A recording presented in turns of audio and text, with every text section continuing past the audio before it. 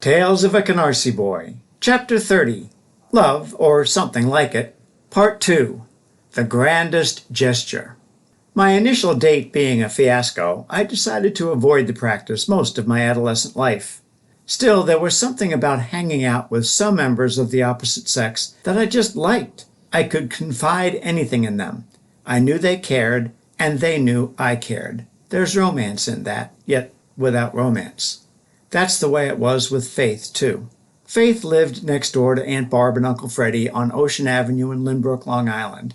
Her bedroom was on the second floor of her house, exactly parallel to mine, which was on the first floor of Aunt Barb's. We got to know each other shortly after Faith's family moved in. From then on, I still loved Aunt Barb and laughed loudly at Uncle Freddie, but I found a friend in Faith while tolerating Adam, her little brother. Faith was beautiful, quick-witted, and Japanese, which to 12-year-old me meant she was exotic. We spent almost every minute together the 3 or 4 times each year I'd visit my aunt and uncle. On countless nights, Faith and I opened our windows and talked until all hours, as if there were not a story and about 15 feet of lawn between us. We and Adam and some other kids would walk to a nearby park to play on the swings and self-propelled merry-go-round. What do they call those things? We'd walk to Zanetti's for ice cream sodas when we had the money. One day, Faith's family took me to Rockaway Beach to spend the day at their restaurant. My first thought was, Japanese, exotic. It was actually just a hamburger joint, a lot like the one in Bob's Burgers, but it was fun hanging out on the boardwalk all day with Faith and Adam. My second date occurred the afternoon Faith said, "It's hot today. Let's go to the movies and see Bye Bye Birdie. It's my favorite movie ever." And away we went, oddly, with no Adam in tow.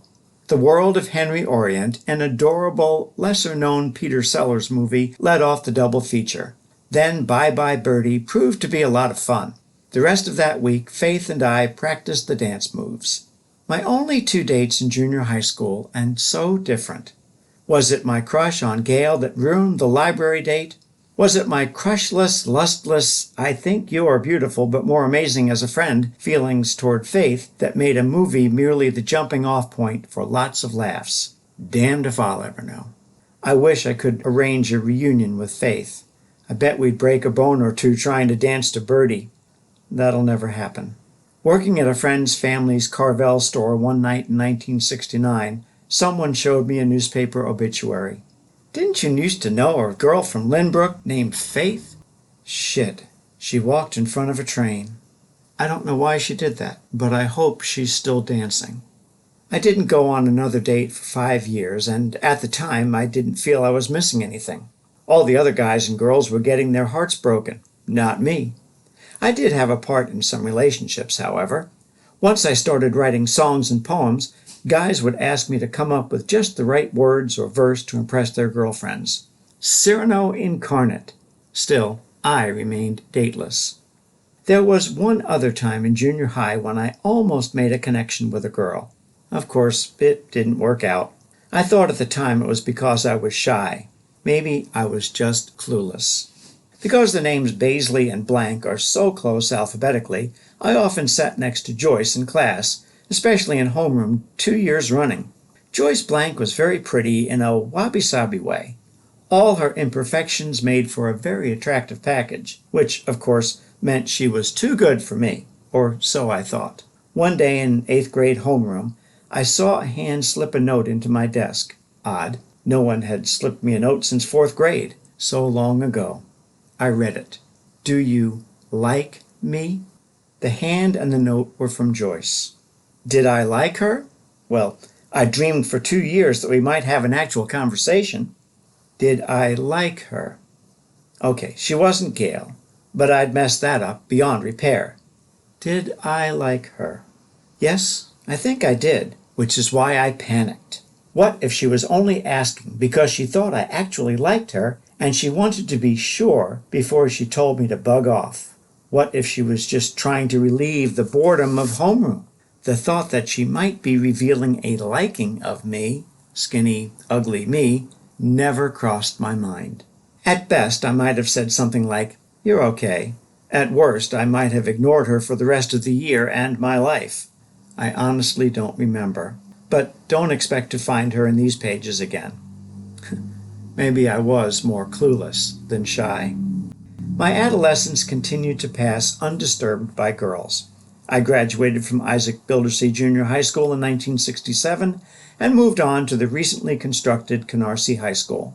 There I kept admiring attractive girls from afar and helping other guys win their hearts. But I remained outside the dating crowd. That all changed one night in the summer of 1968. The summer before my sophomore year of high school, Billy Walker helped me get a real job. He recommended me to Maury, the owner of a local drugstore. I started high school somewhat gainfully employed. I walked the 8.5 blocks to work most days and occasionally rode my bicycle. Generally working from 4 to 8, closing, I always enjoyed the walks home through the streetlight-illuminated Canarsie streets. During the summer, I'd plan my walks for when some of my favorite church ladies were on their porches or in their tiny gardens out back. Weird, huh? A 15-year-old gang member hanging out with little old ladies. But I liked them. They treated me like an adult, fed me all sorts of good stuff, and they told me stories of when they were 15, back before the war, which we all knew didn't mean Vietnam. Helen Van Houten lived on East 94th Street, a few blocks south of my grandmother. Inside Grace Church, she was a tiger, enforcing her strict code of behavior on all us kids.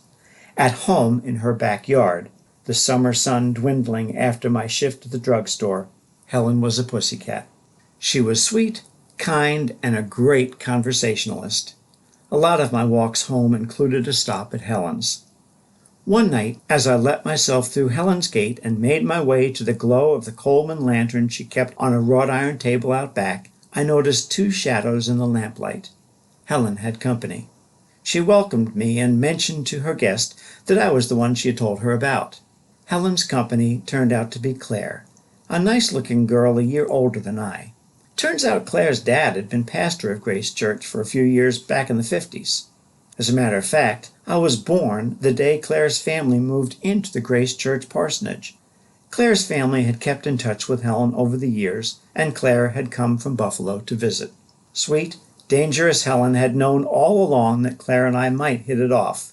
After a little small talk, Helen excused herself and told us not to stay out too late. We stayed up until Helen had to come back out and tell us to call it quits. The next night, and the next night, it was the same. I can't recall a single thing we talked about. I only remember every topic was fascinating. I'd never experienced anything like that before, not even with Judy. And then she was gone. Claire and I promised to write each other. Well, you know how kids are when they think they might like each other. Most of the time, the letters are never written and certainly never sent. We wrote them and we sent them at least once a week. Even our letters sounded like conversation around a Coleman lantern. God, it was an awesome feeling. The week at Helen's was in June. By July, I was ready for a grand gesture. Heading into my junior year at Canarsie High, I was alone again. This time, however, I had what did I have? Did I love Claire? I had never even hinted that to her.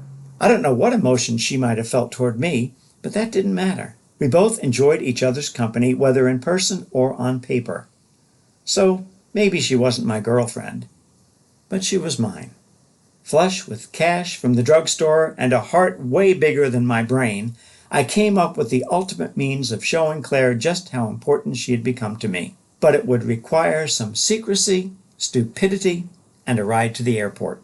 The stupidity I had in spades. For the airport ride, I needed a guy with some knowledge of air travel. Billy Walker had read up on flying, and he had heard there was such a thing as student discounts by air carriers. He said all you had to do was present some identification at a ticket agency, fill out an application, and in a week or so, you'd have a student ID for air travel. It worked! Soon, armed with my wad of cash, Billy's knowledge of all things aeronautical, and enough gas to get us to and from Kennedy Airport, off we went to purchase a ticket for Buffalo. Yes, Buffalo. The grand gesture was to be an unannounced visit to Claire. Now for the secrecy. Billy swore he'd never tell anyone, and he didn't. The airline's customer service person sold me a window seat. LaGuardia to Buffalo. Cash. No questions asked. Why LaGuardia? I knew that airport was near Shea Stadium, which had a subway stop. I could walk from the subway to the airport, I figured. Ticket purchased, partner in crime safely silenced, I waited until the appointed day of departure. Did I have a detailed plan in mind? Alas, no. I didn't even know the location of the town where Claire lived, other than it was somewhere east of Buffalo. I just assumed I'd find it. I'd been in training for this mission for over a year, taking longer and longer walks out to the island. My brother had done the same walks while in high school and after returning from the Marines. I tried to outdo him, one time walking all the way to East Meadow, a distance of 22 miles.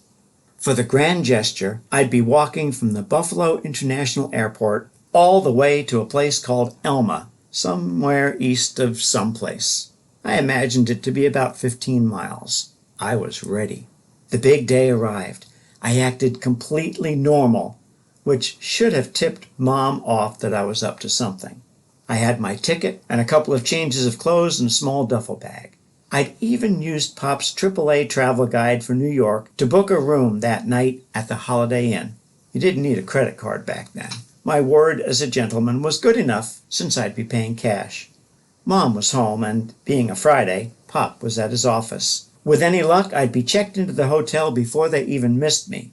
I made the plane on time, although the walk from the subway station to the airport was longer than I anticipated, and closed my eyes for a nap during the short flight. When I arrived in Buffalo, it was still early. Just time enough to get to the hotel before Pop got home, and Mom wondered why I wasn't at the dinner table. I found the Holiday Inn on the little map in the AAA guide. Not knowing I could have called for a free shuttle ride, I walked the mile or so to the hotel and checked in without a problem. Then I unpacked my duffel and went to the bathroom. It was perfect. The trip so far, and even the bathroom. There was a phone in it. I'm not kidding you. There was a freaking phone on the wall of the bathroom. Perfect. I sat down and dialed my home number. I had my story down pat. Mom, could I talk to Pop for a minute? Where are you? You sound like long distance. Yeah, Mom, that's what I want to talk to Pop about. Hey, Pop, hey, I got a chance to see the Buffalo Bills practice tomorrow. Can I go? Man, I was smooth. I had it all planned out. No, Pop, in Buffalo. That's where I am. Expletives deleted. I flew up to visit Claire. Figured I'd take in football practice tomorrow. It's on the way to Claire's house. Then I'll get there mid-afternoon. My smoothness was intoxicating. No, Pop, they don't know I'm coming. Get back home on the next flight, yelled Pop uncharacteristically. I said I would, and then hung up the phone and flushed. A few minutes later, Pop called back. He'd called Claire's parents. They thought I was nuts, but they said I might as well not waste the trip.